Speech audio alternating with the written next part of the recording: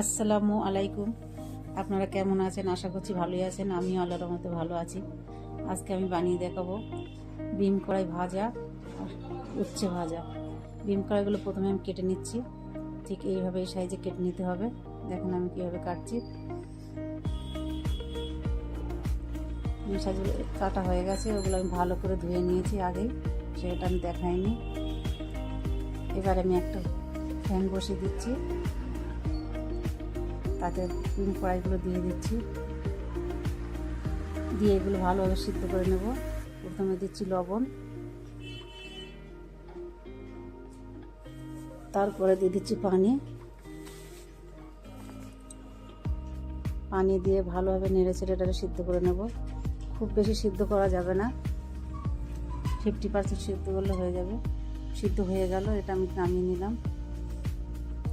Fry প্যানে এবার তেল দিয়ে নেব। আমি সর্ষের তেল দিচ্ছি, আপনারা চাইলে রিফাইনও তেল দিতে পারেন। প্রথমে দিচ্ছি রসুন কুচি। যারা নিরামিষ খায় তাদের রসুন কুচি না দিলেও কোনো অসুবিধা হবে না, আমরা খাই ওই জন্য দিচ্ছি।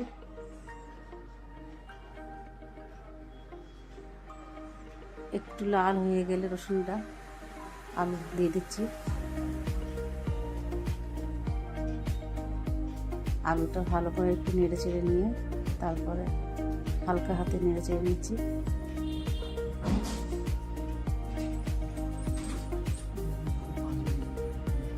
এবারে দিয়ে দেবো লবণ। লবণটা অল্পই দিতে হবে, কেন বিম কড়াই সিদ্ধ করার সময় লবণ দেওয়া ছিল। অল্প ভাজা হয়ে গেছে, এবারে দেবো বিম কড়াইগুলো।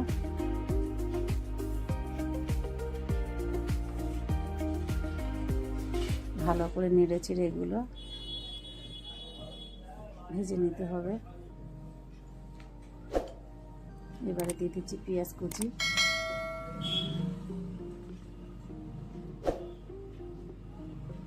কাঁচা পাকা লঙ্কা কাটা দিয়ে দিচ্ছি।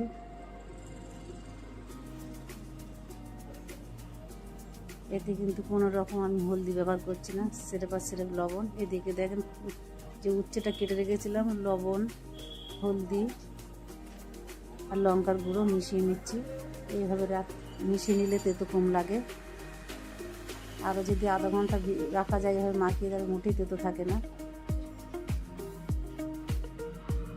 ডিম কয়টা করে ভাজা ভাজা শেষ হয়ে গেল আমার।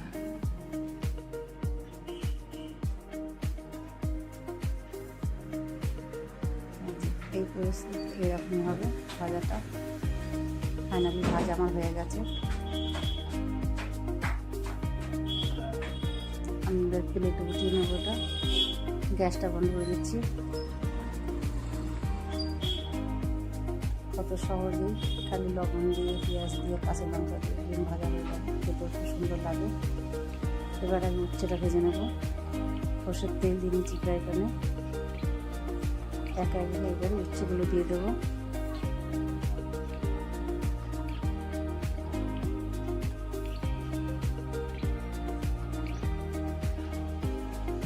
উচ্ছেগুলো লাল লাল করে ভেজে নিতে হবে। খুব বেশি টাইম লাগে না এভাবে ভাজলে, খেতেও খুব কম লাগে, খেতেও ভালো লাগে, বাচ্চারাও খেয়ে থাকবে। দেখেন এইভাবে লাল লাল করে ভেজে নিতে হবে।